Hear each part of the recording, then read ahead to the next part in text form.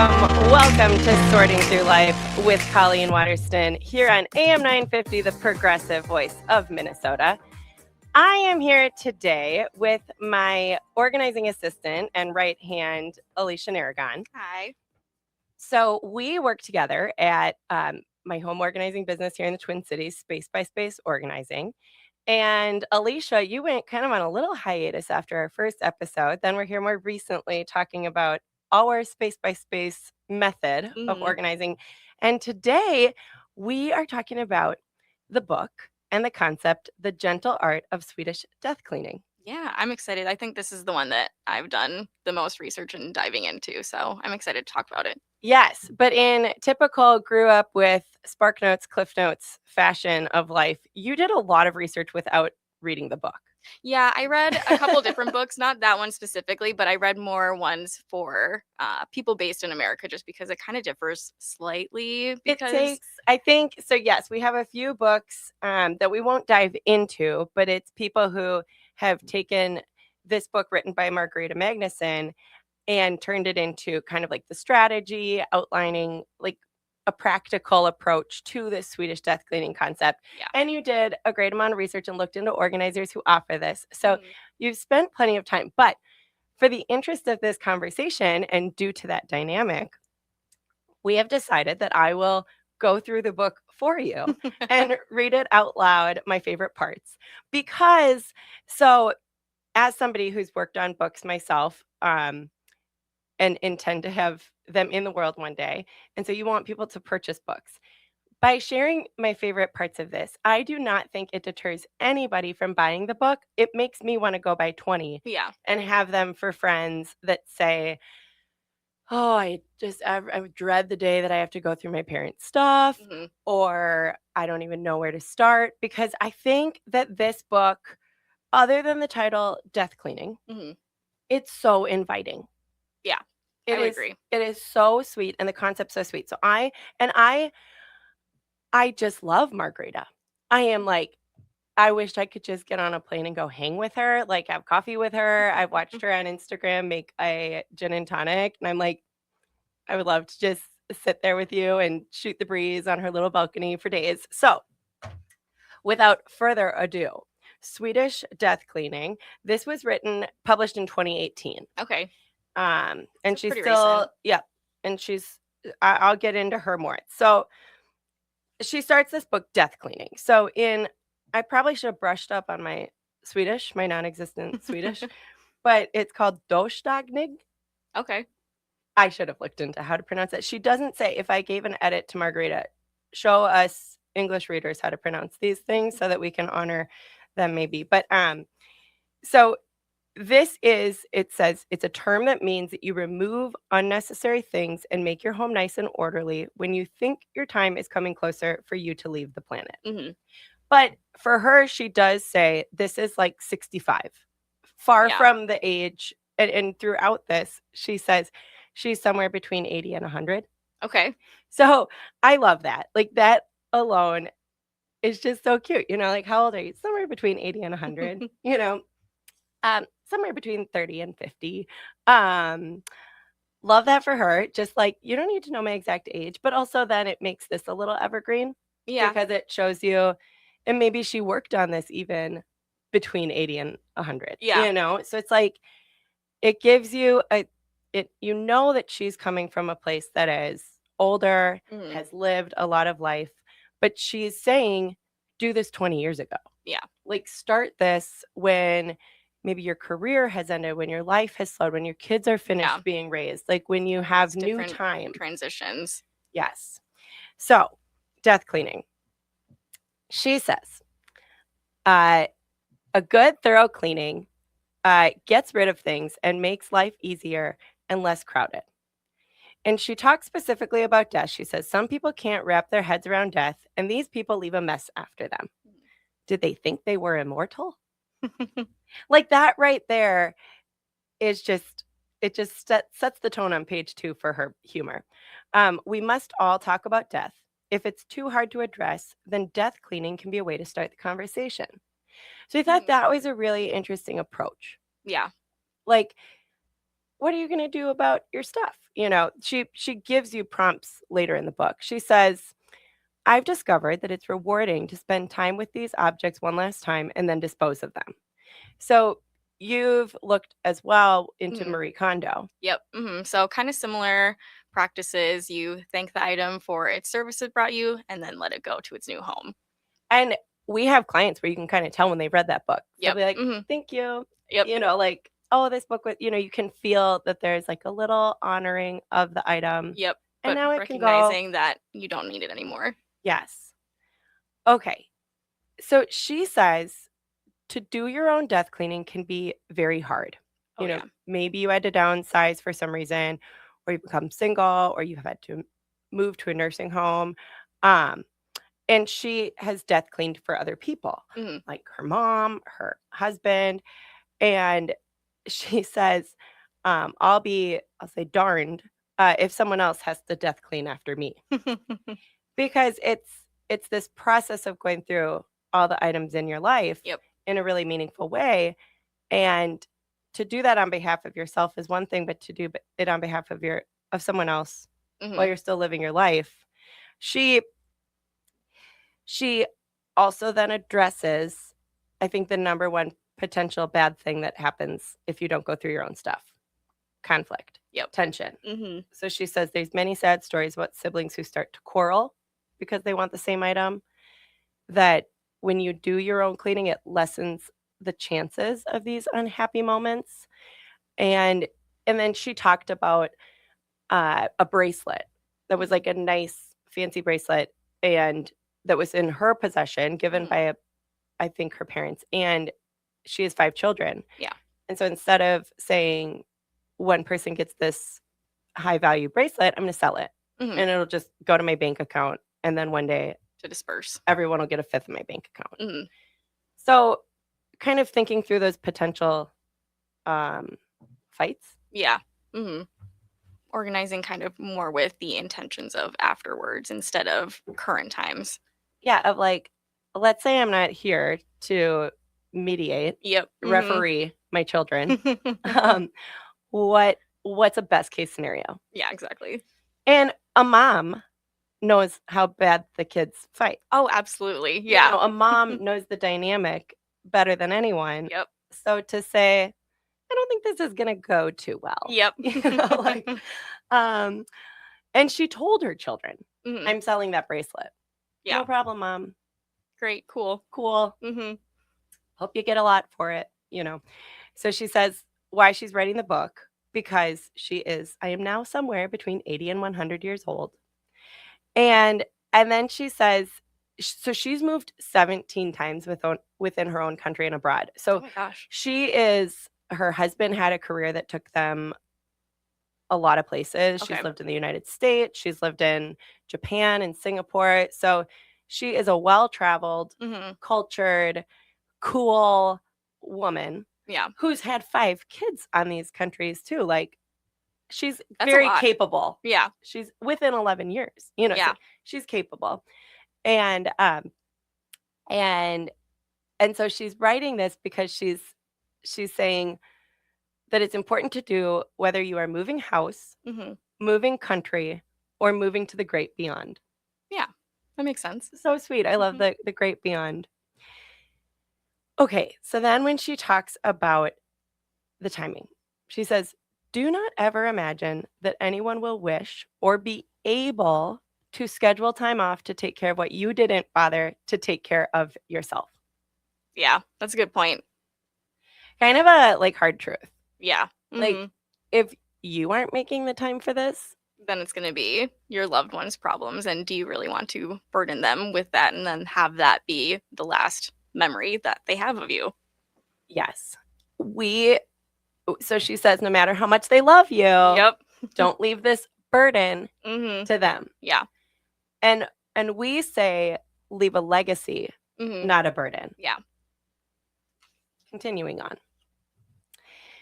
So her mom passed in the past, and she talks about how her mom left her little notes on different items. Okay. And, left her and others, just kind of a little direction. And she says, even if these small instructions were not addressed specifically to me, I felt consoled by them. I felt that my mother was there for me. Mhm. I think that's precious. Yeah. And then she talks about how at the time, she has these kids and it wasn't like she could just full-time take care of her mom's Yeah. life stuff. So she was able to take the guidance from these notes. Mhm. And then she did, and she refers to this a lot, in auctioneer. Okay. So I feel like this is an estate clear-out company, Mhm. but with the intent of reselling. Yeah. Because she talks later about if there's stuff left behind, like, the person who will be the happiest is the auctioneer. Yeah. Like, but she says if a few too many things went to auction, it was not the end of the world. Yeah. A very healthy relationship with stuff is how I feel. Okay, moving on to where to begin. She says, like, first, she says, don't start with photographs. That's like her biggest thing. And we know this from Marie Kondo too. Yep. Yeah. Don't start with the things that have the most high sentimental value or mean more to you, because you're going to have a lot harder of a time parting with those items than anything. Yeah, like sentimental means like you might spend an hour with one piece of paper. Yep. Mm-hmm. And so, I mean, what we can get done in an hour with someone, we often don't go through pieces. It's not true. We go through pieces of paper, but like that is something that's easy for us to leave a few boxes behind and say, okay, now this is really easy for you to go through. Yeah. This is what's left. Mm-hmm. So she says, you will definitely get stuck down memory lane and may never get around to cleaning anything else. Yep. And so for her, it's like start big. She says, in general, when death cleaning, size really matters. Start with the large items, finish with the small. Mm-hmm. She also says to choose a category. Okay. So in our world, we call categories in people's homes zones. Yep. And that's often for when we're organizing to leave them in their space for a long, long time to come. Yeah.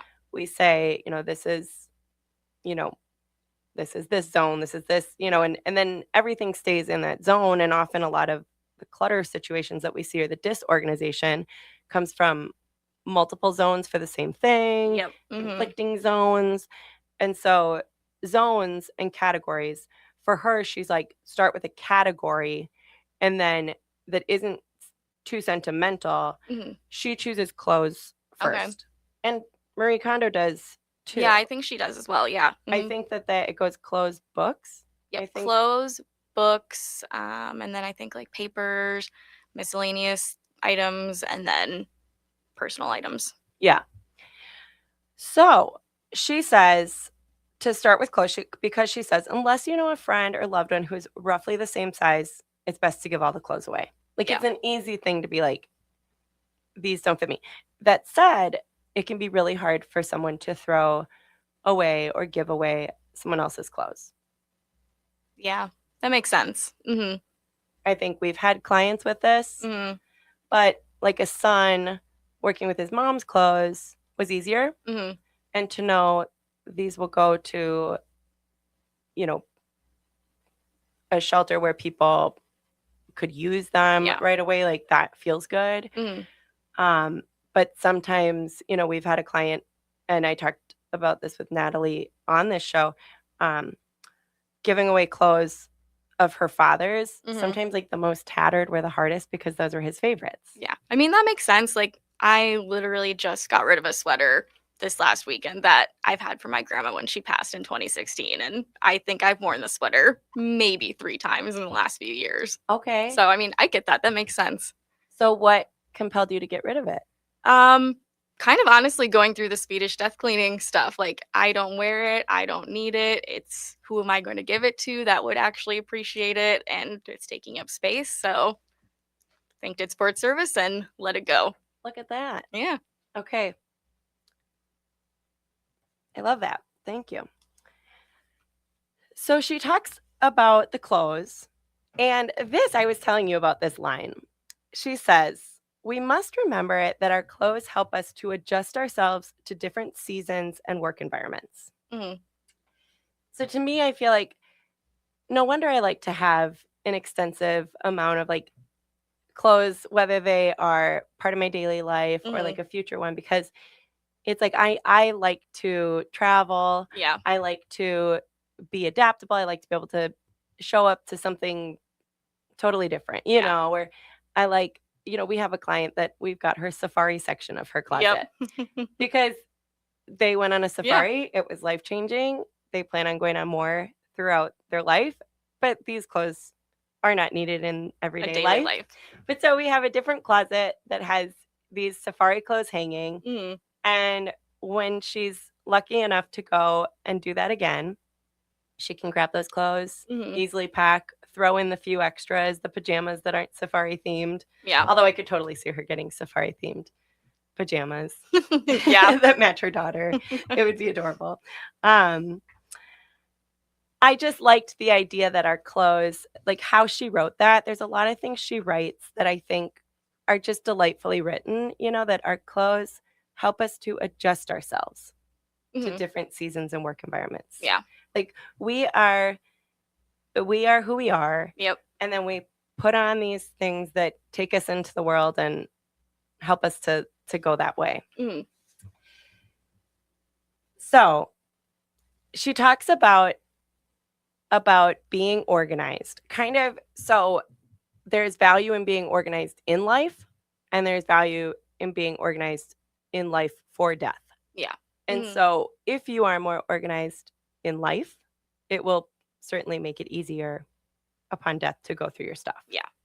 Like I've said, and I'm young and I plan on living decades and decades longer, but I've said that like I don't I don't want to die anytime soon. I want to live till I'm 111. Mhm. Um, but I like to think of people going through my house Yeah. easily Yeah. and being like, "Oh my god, I get her holiday." Mhm. If I haven't determined the people already and Yeah. death cleaned myself. One tip she gives in this, it's so funny, of like give people stuff as they're leaving your house. Like, I mean, that works, and you kinda clear it out as they go. yeah, she's like, if somebody comes over for dinner, like Yeah. have a tablecloth, not the one that you use, Yeah. but like have a tablecloth, be like, I thought you might like this. I've Mhm. been doing some cleaning and I thought that this suits you. Yeah. And not to impose on them, but Mhm. to genuinely give something to a person you think might like it. Yeah. She also mentions giving people gifts of Mhm. your stuff. I'm like, "Oh, Margareta, that might be a step too far," of like she's like, "Instead of bringing flowers or, I mean, for like a hostess gift, Yeah. it's kind of sweet, instead of, maybe like a bunch of cocktail napkins you're never going to use. You say, "I had these and I thought you'd like them." So, what she really does throughout this book is create scenarios and talk through these different scenarios where You can apply it. where she where she really like has fun with this. Mhm. It's like, she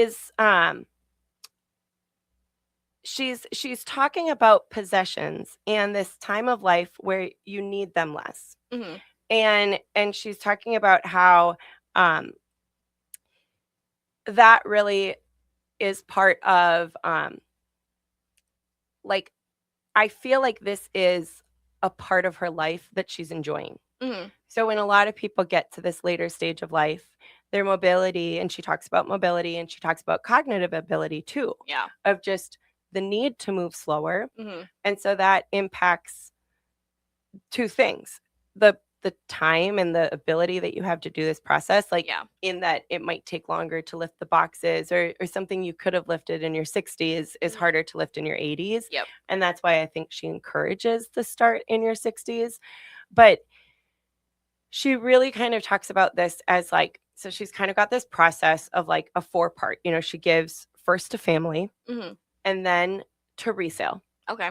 Like, okay, if none of my kids or grandkids, nobody that I'm super closely connected to wants this item, Mhm. if there's resale value, we'll go that route. Yeah. And then it's friends, and then it's neighbors, and then it's kind of charity. Okay.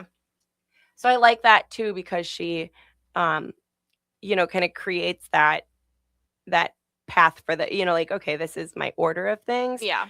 But through it, like, she has fun conversations with the kids. She talks about getting, rid of her husband's tools. And she's like, my kids came over first, and then like a bunch of young men, my kids' friends came over, and they created themselves these, because tools are expensive. And Yeah. so she's like, and her husband had them meticulous. She talks about his man cave.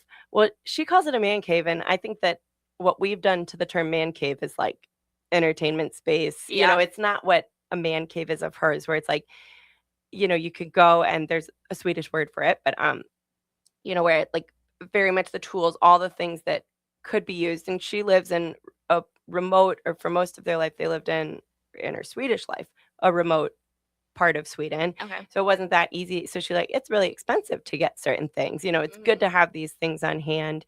And her husband had like outlines on the wall of what went where in case someone bought. And she was like, it was almost erotic. But for her, like, to think of how lonely that could be. Yeah. To go through your husband who's no longer there, his tools, not be able to talk it through with him or have him do it. But then to actually have that experience, bring life into your home, to bring your children, to bring their friends. It's like, it was an activity for her that just sounds fun. Yeah. I'm sure she had such a blast having these young people over, talking about the tools, and what are you going to work on? I can just see her having fun. Yeah. And I think that's what I like, is that it's a way to use your belongings in that time of life to have fun. Yeah. Okay, we're going to take a quick break. And when we come back, we'll just kind of keep tackling through how much I love this woman.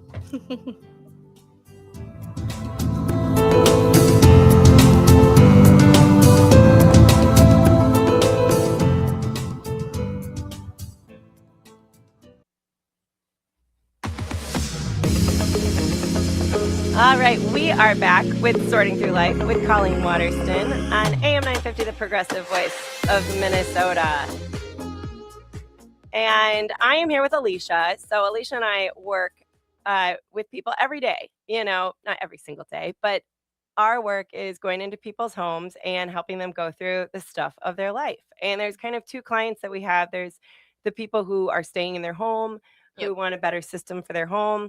And then there's the people who might be downsizing or moving, or, they're, or maybe just going through different changes in life and need to reassess their items. Yes, everybody's reassessing, but this is reassessing with some sort of end or move. More intention. Yes, like, what is not worth carrying with me?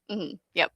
So today we are talking about The Gentle Art of Swedish Death Cleaning, which is the title of the book by Margareta Magnusson, that I just am delighted by. And one thing I think, though, is that in the United States, people don't like the word death.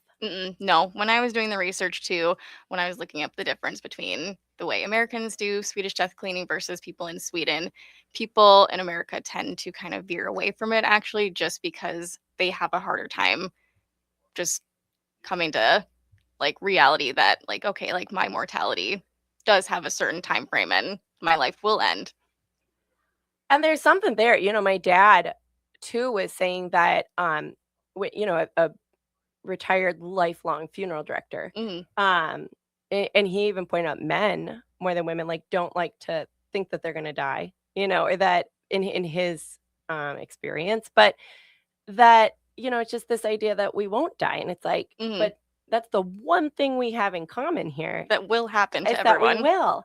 And this show has had a lot of topics already about death. We've got Rachel Schroman coming on talking about estate planning, and Margareta brings up that in the very, very end about, getting your estate affairs in order, and basically just says, I'm not an attorney, I'm a death cleaner. And what she is, so she was an artist in her life and a mom of 5. Okay. But her art was so good that, she sold it. She had gallery shows. One thing she talks about is her art that wasn't good, like the paintings that she's like, when I was doing her death cleaning, and there's this stack of paintings that are not good enough for consumption, for hanging on a wall. Yeah.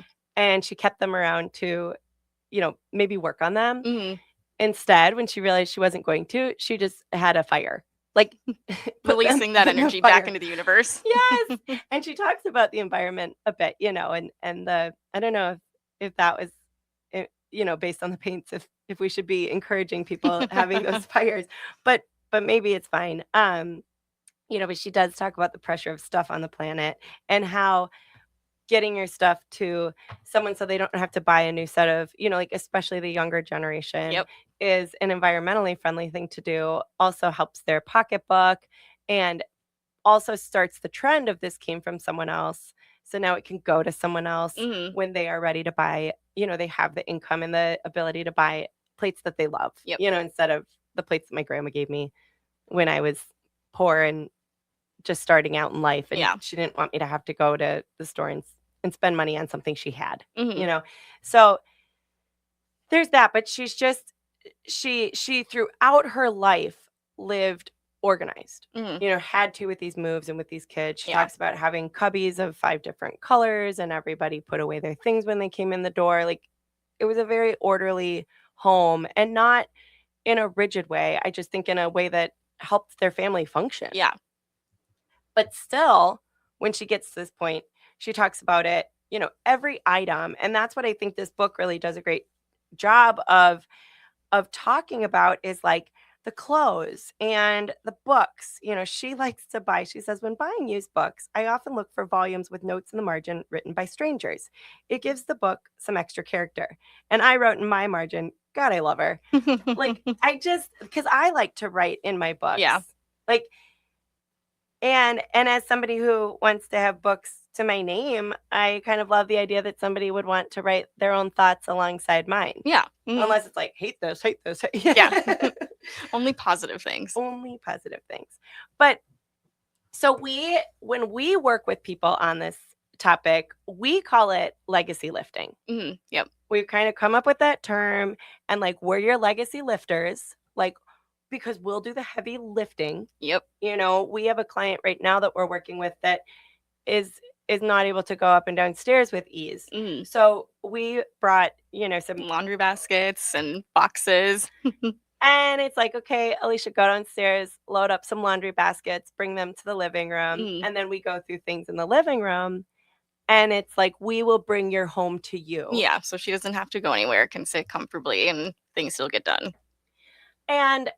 But in this, in that moment, we've done this with people on different paces. And I kind of see there being 4 paces. One is, you are able to do this all for yourself, and we're your guides. Yeah. Your gentle guides, as Tiffany, our marketing gal, has got me more comfortable to say, that we are gently guiding the process, and making it as easy as possible for you to go through your things. And Margareta says, give yourself time. Oh, yeah. Like, you don't want to rush it, because then you're going to be making rash decisions and potentially getting rid of important things that someone could want. And also, like, how much fun. Like, this is truly an activity. Yeah. It's like the art of it, the delight of feeling the emotions when you come across an item, and then being able to think on that, and then be able to let the item go or designate where it goes to. Yes. She even talks about family pets, Oh, really? and if you leave pets behind. But they moved from the US to Sweden, and there was a 4-month quarantine for dogs at the time, if you brought your dog with you. And she was like, we were not going to have that for our dogs. Like, that would be, we wouldn't be happy. That would be so hard for me to do. Oh my gosh. I know. Like, I don't even have my dog go to the kennel. I figure, I'm just like, that's not fluffy enough for her. And I know that plenty of dogs love that experience. My Cora does not. I was the dog mom watching the daycare the one day I had her go, and I spent more time watching the video. I called 15 minutes after I left, maybe an hour, not 15 minutes. I'm not that helicopter, but this is why I don't have children. Like, I would be like, my entire life is devoted to this. Hover, hover, hover. But no, I watched, and I'm like, I called them. I'm like, I think that, her weight, she's bigger than those dogs. She's beefier, so she's smaller, but she still weighs more. But I think she needs to be in a smaller dog room because, so it's like I can't imagine just like Margareta moving and, Mhm. starting to set up your new home and not having your Pet for 4 I months. know, and then knowing they're in like quarantine. Ugh. And so she talks about, visiting a place that Mhm. would help them find a new home and, getting a letter from she called it the new mistress of the dog. But so, being able to know that some, even your animals, and this was Mhm. not in a death moment, but the death of their time in the Yeah. United States Mhm. was to say, thank you, dog. We love you so much. We aren't going to take you with us, Mhm. because that felt selfish to her versus giving the dog a new home. Mhm. And having to put a dog, to say goodbye to a dog forever, because the dog wouldn't have done was just so old and Mhm. wouldn't have done well in a transition. And More so so thinking about the quality of life. the quality of life and the way that she talks about, the way she talks about clothes, the way she talks about letters, photos, all of this is like with so much care. Yeah. And with so and she's been able to, in her life, throughout her life, take the time to have that care and Mhm. where things go next. Mhm. We're working with a client slowly who had a really solid, beautiful, successful music career. Yeah. And we're in her home, and it's like everything's on CDs. Mhm. There were even I cassette was gonna say, tapes. we found cassette tapes the other day.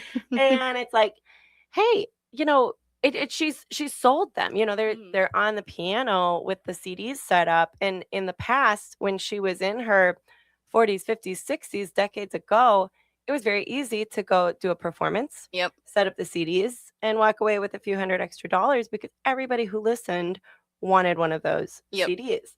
But now, and Tiffany, our rock star on the team, who has her own rock band and her own Mhm. Spotify channel, I'm calling her from the kitchen saying, hey, could we figure out how to give her a Spotify channel? Mhm. And my client's kind of taking this in. Yeah. Like, uh, wait, what? Like, because it's not even about money. Yeah.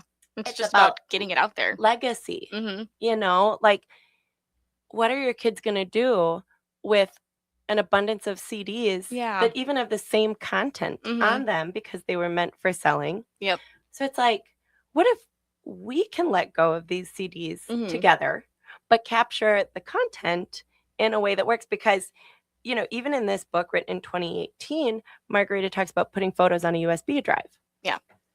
My computer doesn't take a Yeah. USB drive. I don't think very many people use those as So, much. and there's adapters, and, Mhm. USB drives aren't Now dead we have like the the cloud. CD-ROM. Right. So it's like thinking through, and that's where, to her point too, like some physical photos are nice to have, Yeah. but thinking through the longevity of Mhm. something, my dad and I talked about what to do with cremated remains Okay. and how people have so many urns in Mhm. their homes.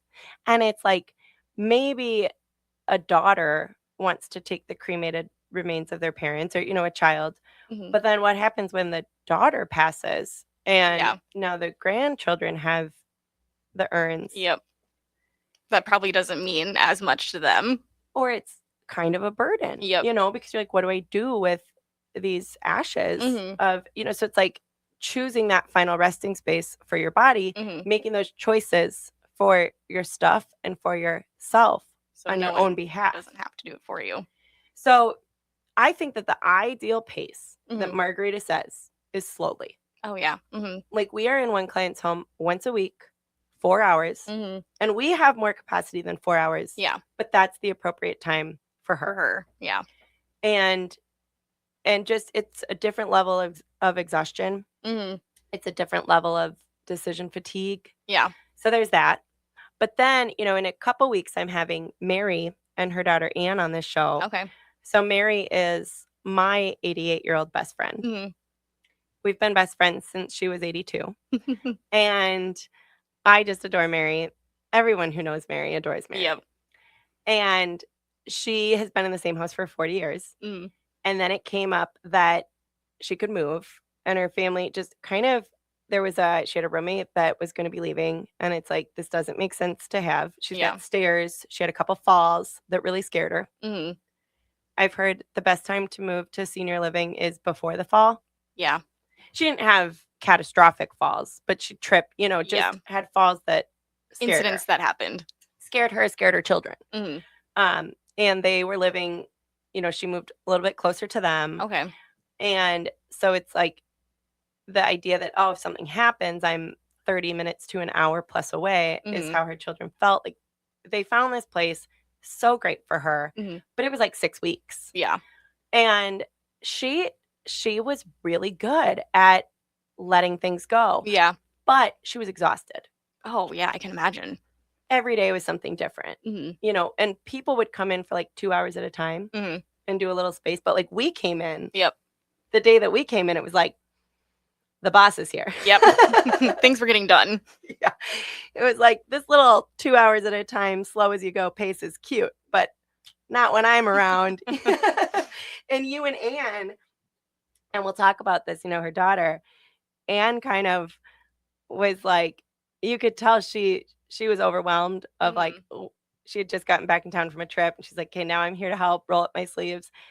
And it's like, I don't know where to start. Yeah. And I don't know how my mom's going to do with this. And then she saw me and the dynamic that I could have with her mom, Mhm. and to be like, I got this. Yeah. Step aside. And I think Anne was just like, oh, thank God. Yeah. And you and her became kind of tag team. Yep. Mhm. It was like, I turned around and you guys are lifting things to the car, and trash is leaving. And so that was faster, but similar in that Mary could go through every item. Yeah. And when she got to this new place, it felt so good. Probably so fresh, like a breath of fresh air, kind of almost. She knew everything she was surrounded by. Mhm. She had inventoried her life and only brought with her what felt like she wanted with her. Yeah.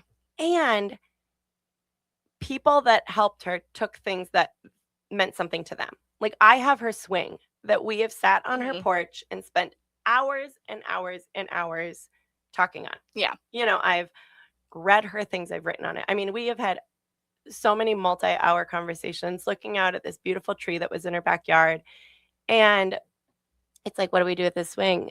She's, do you want the swing? I'm like, I'd love the swing. Yeah. Like, I would love to have that in my life. I like the swing in general, but that we've had our conversations on them. Yeah. The memories that go along with it just make it even better. And that she can come back to my house and sit on her swing. We can keep the conversation going. Yeah. But so that, I think, we'll put a pin in this and come back, because that, I think, is when you can go through your own things. And then there's the idea that you didn't listen to Margareta and you didn't have this daunting death clean a little bit later in lift, life, and you're leaving your stuff behind. Yep. A very different scenario in all the ways. So we'll be right back and finish the conversation on that note.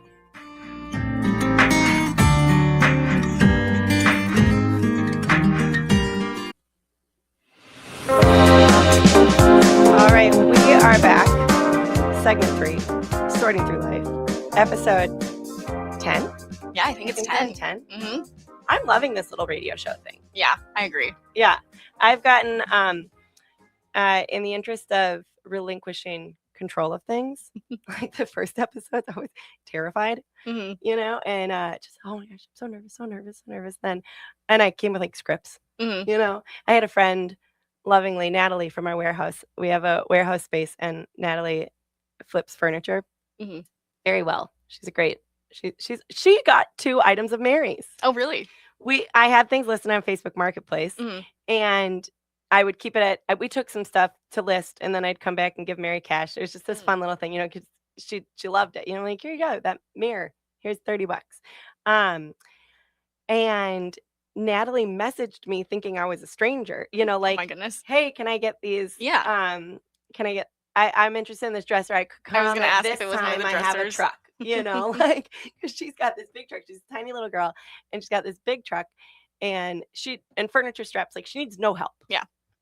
And I was like, I saw it was her. I'm like, "Oh, yeah, totally. You can come today. And there's a swing there that I could really use help getting to my house. Could you help me, get it?" And she's like, yeah, well, how far away is your house? Like, maybe, if it's not out of the way, sure. And I was like 10 minutes away, but we could do that, and I can help you get it there. And she's like, "Oh, okay, maybe." Then she realized it was me after she'd already Just offered. thinking some strangers asking her to Yes! bring a piece of furniture to their house. I'm like, "Natalie, were you just gonna offer to help someone that you don't know, like, bring?" And she's like, "Well, yeah, if it was easy enough." And I'm like, "You are so sweet." And, it's just such a test to her character, right? Yeah. So she comes and brings these dressers out, and Mary talks about that day. So Mm. it was Natalie, Sierra, and me, and we go there to just kind of do another, we had Yeah. done our big day, which I gifted Mary, like, "I'm gonna come a whole day. Alicia and me will do everything we can." And you've worked with Mary once before. Yep. Mm. It's hard to work with friends, so I was like, "You can have 4 hours of Alicia. Happy birthday." But I'm staying far away because 'cause we'll just chat, I'll come over after and just chat. Yeah. But to actually get the work done, here's Alicia. Um, but that said, I just said I totally commanded the situation, and she's a friend, but in context. Yeah. When she needed her toiletries done, you were the better gal.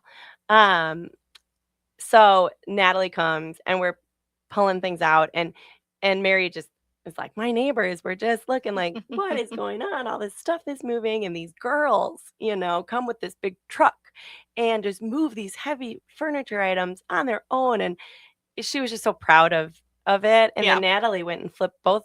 She ended up taking a dresser that wasn't selling. Mm. I think she flipped both for, a good amount, and it was so exciting for Mary. Mm.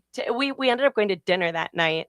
Mary, Sierra, Natalie, and me Oh, yeah. at this Italian place that Mary loves, Luna de Luna, and it was just so cute Mhm. and so sweet, and it was just, like, such a celebration of what we had done. Mhm. But yes, I lost my train a little bit there. Oh, Natalie happens, more frequently than I like, but, sometimes I'll listen back to this show, and I notice where I say a wrong word. The other day, I was like, "Oh, you can't park your garage in the car," like, car in the garage, Yeah. like, Mixed them up. yeah, and other people are like, "Oh, I never listen to my shows again." I'm like, "Oh, I love my shows." I clean my house to myself. Um, but I listen, I'm like, "Oh, you didn't finish that thought." There's probably 3 an episode where it's like, could have gone back. But Natalie was like, "Colleen, you are somebody who could be given 1 word and talk for 2 hours. What are you doing reading?" So, to that point, and here I was reading a book to you today, but that's different. Mhm. Um, but okay, so there's this whole other side of stuff Mhm. of when you don't go through your own things. Yep. And now it's left for someone else. Mm. And we've had this show up in 2 scenarios. Mm. One is that you're working with the family left behind. Yep. And then once, and we can do this, but to work with nobody, Yeah. and there was family in sight, but this one client in particular that it was the estate, Mhm. and you're working on through the executor of the estate, and Mhm. then you're doing a clear out. I sent like 400 pictures of, and it was a small home, Mhm. 400 pictures of every drawer, every closet, everything to this brother out in California. Mhm. I was like, "What do you want?" I can box anything up Mhm. and, work with the estate to send it out there. And it's like, nothing. Yeah. Wanted nothing. I think I sent him boxes of stuff he hasn't opened, like Yeah. the yearbooks, the photos, the things that were um, non-donatable, just, and there's that. And, I think that what Margareta kind of presents is like, let's be honest, Mhm. we all will come a day where we are not the ones who can control this party. Yeah. And it's really a party for her. Mhm. Like, life is a party, this process is a party. Mhm. But we've gone through things with, children left behind, Mhm. and there's a lot. Yeah. There's emotion, Oh, absolutely. Yeah. there's stuff, there's stories. I do think I'd love to have Ward on here in the future. He'll totally come on. Totally. Warren and his family have done videos talking Mhm. about how we've helped them go through their mom and Okay. dad's stuff, but their mom. And I kind of became like the cousin they didn't know Yeah. they ever wanted and maybe still don't want. But still keep you around. Yeah, it's like, oh, cousin Colleen's here, like what's she gonna make us do today? Um, and Warren, that family, a lot of stuff. Oh, yeah. We call that excessive collecting. And Margareta talks about collecting Yeah. and collections and how collections, they're their own thing. There could be episode on collections. Oh, yeah. Because we have a lot of fun selling stuff, reselling some stuff, and like the American Girl doll community, they are Crazy strong. about them. They are strong. There are, grown women our age with rooms set up, and I am like having conversations on my porch with these women who are picking things up, like looking at the photos, and I'm like, this is better than when I was a kid. Yeah. And there's a lot to it. I love that for them. It's so fun to know that something that's sitting in my closet is bringing someone joy and they're sharing it with their kids. And it's like, I love that. Like I have some that my nieces and nephews play with. But I just went through and had, the full sets of stuff and got rid of some in a way that I love, that someone else who really appreciates it and like knows that the American Girl doll eyes of the 80s or 90s are not the eyes of the 2000s or the 15s or the 20s. Like the eyes have changed a lot. Who knew? Yeah. Or the uranium glass. The red glass that's glow in the dark. Yeah. They don't make that glass anymore, and it's so unfortunate because it's so pretty. I think it's like a chemical thing. Oh, well, that would make sense then. Like, don't wash it. Something like that. But, I've had extensive conversations with people about UV lights. Like, I've learned a lot, but when there's just an abundance of stuff and you know that your parents have spent an enormous amount of time valuing these collections and curating them, Warren, the favorite line that Warren said to me after all this effort, and we put in so much effort. I think we did 10 to 15 estate sales. But and at some point there's a diminishing return, but we can go there a different time. But he said it felt like a funeral for my mom's stuff. And I was like, oh, that is so sweet. Yeah. We memorialized, we honored it. We memorialized her relationship to it. We honored it and had kind of a celebration as things. He got to see the people that it went to next. Yeah. So that was a way to have a post-death clean. But we call it legacy lifting. I think I think the United States has a better appetite for talking about their legacy than their death. Yes, I agree. I do. What are it's you not leaving behind? as intimidating. It's not as intimidating. It's very soft, but it's also we all kind of want to leave our mark on the world. Most of us do. Yeah. And for us, one day, children will be able to listen to these radio shows forever and ever and ever. And in the meantime, if you need some help going through your stuff, spacebyspaceorganizing.com. We are happy to have a conversation and help you figure out what's next. But in the meantime, this is another episode of Sorting Through Life with Colleen Waterston on AM 950, the progressive voice of Minnesota.